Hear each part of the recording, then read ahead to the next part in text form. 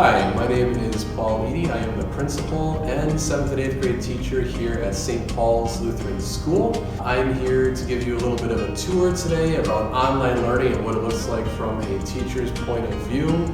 It's a little bit strange from what we're used to. We've definitely been challenged over the past few weeks, but it's working out, and we're going to show you how that works. And afterwards, I'm going to show you some tips and tricks that might help you with your kids as you're working from home, trying to give them the kids the best education possible. Well, the first thing that happens is when I arrive, I go through and much like a normal day of school, I correct some papers and check in with students, but I do that virtually, like through the internet now.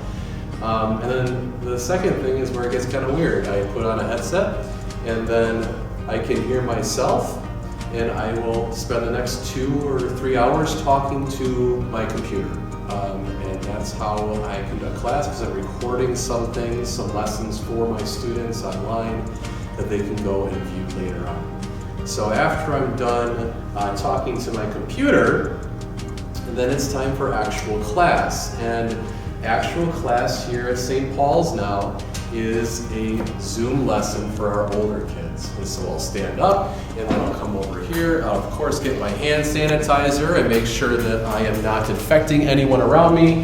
And I'll come over here to my board. And instead of teaching a class full of students, I will talk to this ladder. And we'll have a nice conversation about math. And we'll have class. Now actually what's happening here, and maybe you can see it, is my phone is hung up here on the ladder, and they can see my face. And then when I'm teaching, they can actually see the smartboard. So this is one of the lessons we had today. It's interesting. What I'll say is it's wonderful for me to be able to see my students every single day, to get to interact with them. So the video conferencing part of things has been wonderful. But it's also made me appreciate how much I enjoy seeing people physically, having everybody in the same classroom, gathering together as a family of believers, and being able to talk freely to one another. So I'll do this for the next 2 or 3 hours, and afterwards we'll do some more planning for the weeks to come, all of our classes. So that's a little bit about how online learning looks and works here in the upper grades of St. Paul's.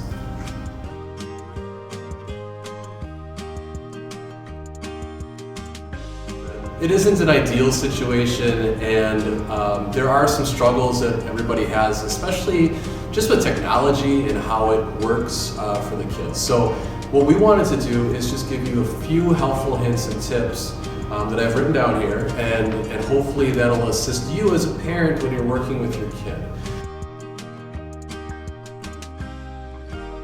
So the first one is that if you don't have access to Blooms, which is what we use for our parent communication, we strongly recommend that you gain access to that. That can be done just by contacting me through email, contacting the school office, and if you're not set up, we can get you set up. Because that's our primary method. That's how we're getting a hold of all of our families, with our notes, but it also with our pictures of what's going on, videos. It's a great way to keep in touch. And it's instant, so it's actually an app that just goes onto your phone. You can click one button, you can see your children's classroom. The second thing that we want to remind you is that our teachers are sending out their information on Sundays. So that is where you're going to see the schedule for the week. That's where you're going to see all the assignments that are coming up for the week. You might receive other posts through the week, but there'll be fun things or videos or activities. The big ones to pay attention to are going to occur on Sundays, and so make sure you're tuning in for that. Did you miss something? It's easy to do. I know that having your kids ready for class and up, especially if it's a live lesson we're doing with a video conference, sometimes kids miss those. And what I'm here to tell you is that's okay. Don't freak out. They're not going to be able to not complete an assignment. What we do as teachers is if we're missing students from our lessons, we'll always record them. And those recordings are available either on Blooms as a link, or for especially our older kids, on Google Classroom as a link. So if they did happen to miss a class, we're way more flexible now than when we were meeting physically, and your kids can always access those things. But just make sure they go back and check in, and they're listening to the news and notes and announcements that the teacher gives. We have heard some people say they have some trouble with the live streaming, some of the audio, sometimes the microphones, and here's the reality. We sent our Chromebooks home with every kid in 3 through 8.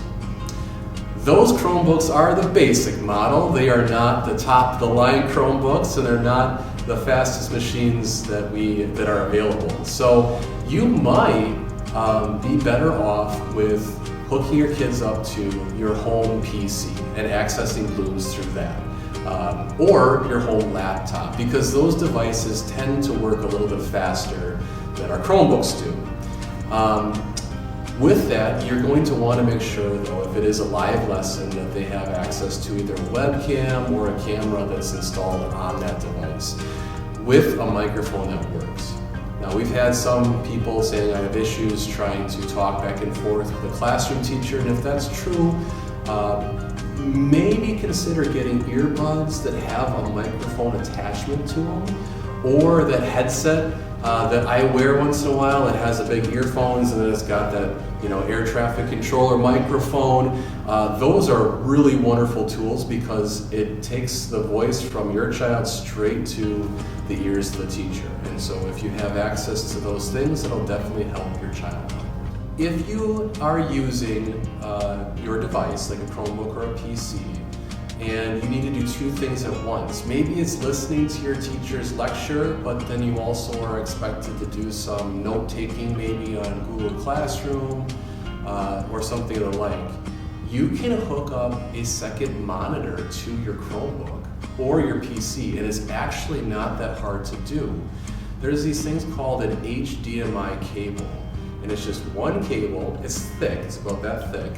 And you can plug it into your Chromebook, and you can plug it into a TV monitor or another computer monitor.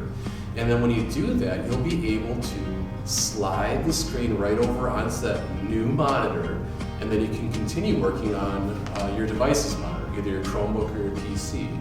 And it's an easy fix. Most people actually have a TV available in their house to do that. Almost all TVs nowadays have the HDMI cable access, and you can do a dual screen that way. If you have any questions, feel free to email me. I can help you out getting that set up for your child. This is with Google Classroom. Parents, if your child is using Google Classroom, I know 3rd and 4th grade does a little bit, and 5th through 8th grade does extensively. If you have Google Classroom, you can be invited as a parent to receive updates from your child. And what that means is that you can either daily or weekly see what they're up to.